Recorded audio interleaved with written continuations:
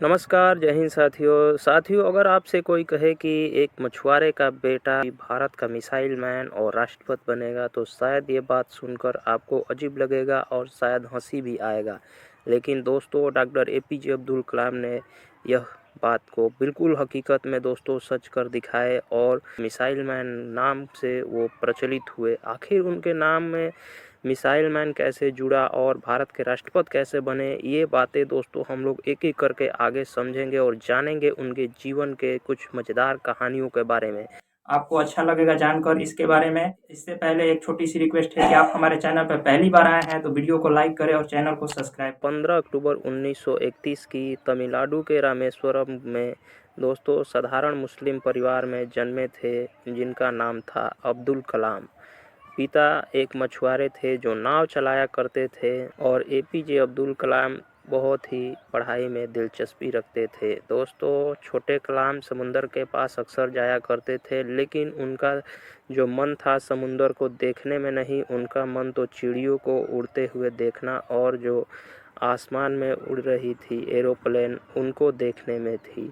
वे घंटों तक पक्षियों को उड़ते देखा करते थे। उनके मन में अक्सर ख्याल आता था कि दोस्तों, चिड़ियाएँ जब उड़ सकती हैं तो हम क्यों नहीं उड़ सकते हैं। शुरुआती स्कूल में दोस्तों उनका आर्थिक स्थिति घर का बहुत ही ज़्यादा ख़राब था, इसलिए वो अखबार बेचकर पढ़ाई पूरा करते थे।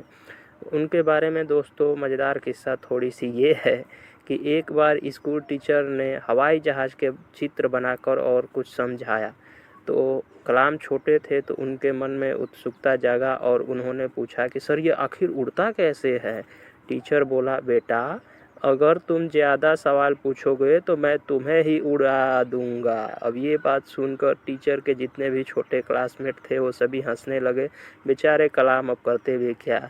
इंसल्ट के कारण वो चुपचाप फिर से अपने जगह पे बैठ गए। दोस्तों 1954 में वो फिजिक्स से ग्रेजुएट किए, लेकिन उनको फिजिक्स पढ़ने में उतना दिलचस्पी नहीं था। 1955 में मद्रास इंस्टीट्यूट ऑफ टेक्नोलॉजी में अपना एडमिशन दाखिल किया, लेकिन उसका फ़ीस थोड़ी ज़्यादा था जो कि वो भरने में असफल रहते हैं। लेकिन जो उनकी बड़ी बहन थी दोस्तों, वो अब्दुल कलाम जी से बहुत ही ज़्यादा प्रेम करती थी, तो इसलिए उन्होंने अपना जो भी जेवर था उसको गिरवी रखवाया और कलाम की फ़ीस भरी।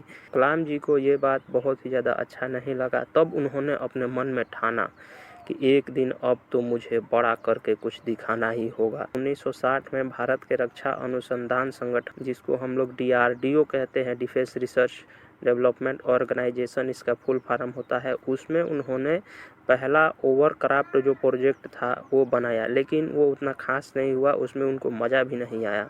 1969 में दोस्तों इसरो की स्थापना होता है, वो इसरो ज्वाइन कर लेते हैं।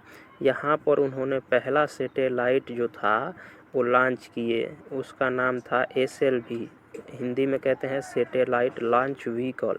वो उन्होंने बनाया जो कि 1980 में लॉन्च किया गया। तो वो दोस्तों सफल परीक्षण हुआ और बिल्कुल सफल रहा वो परीक्षण।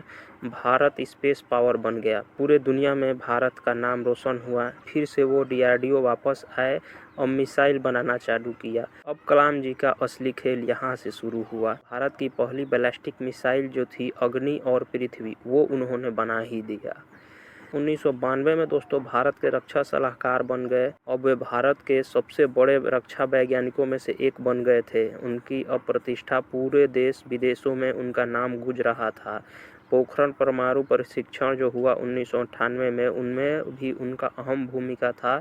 इस टेस्ट के बाद दोस्तों अटल बिहारी वाजपेयी जी ने कहा अब भारत किसी से कम नहीं है। प्रधानमंत्री हुआ करते थे अटल बिहारी वाजपेयी, उन्होंने कहा कि अब भारत किसी से कम नहीं है।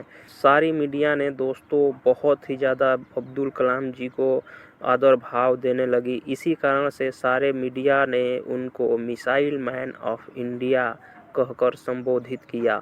तब से उनको मिसाइल मैन ऑफ इंडिया कहा जाने लगा। दोस्तों टेस्ट के बाद एक पत्रकार ने पूछा, सर आपको कैसा लग रहा है? तो कलाम जी बोले, जैसे कोई स्टूडेंट ने एग्ज़ाम टॉप कर लिया हो, इस तरह से मुझे अनुभूति हो रही है।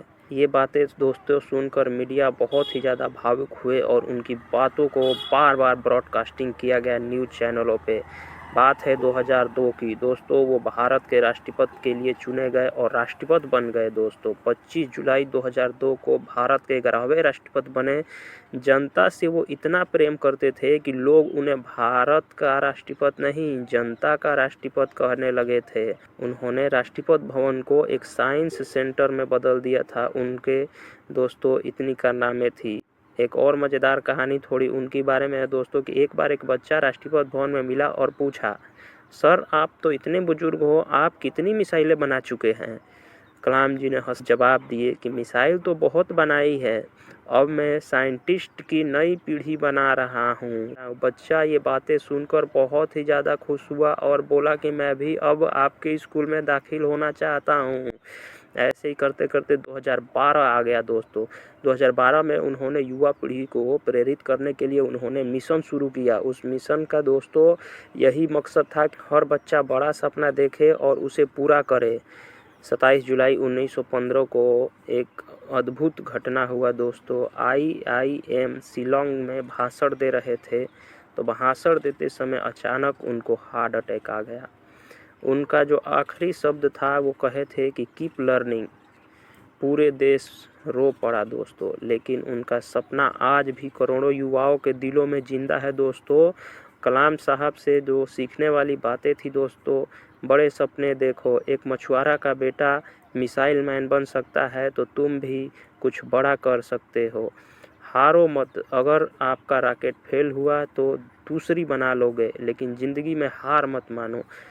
हमेशा मुस्कुराओ। कलाम जी हमेशा मुस्कुराते रहते थे, यही उनकी आदत थी। कलाम साहब ने एक छोटे से गांव से अपनी उड़ान शुरू की और पूरे भारत को उड़ना सिखाया। अगर आप भी कुछ बड़ा कदम करना चाहते हैं तो कलाम जी की तरह करिए। छोटा सोच अपराध है, बड़े सपने देखो, मेहनत से उन्हें पूरा करो। जय हिंद, जय भारत। धन्यवाद वीडियो देखने के लिए।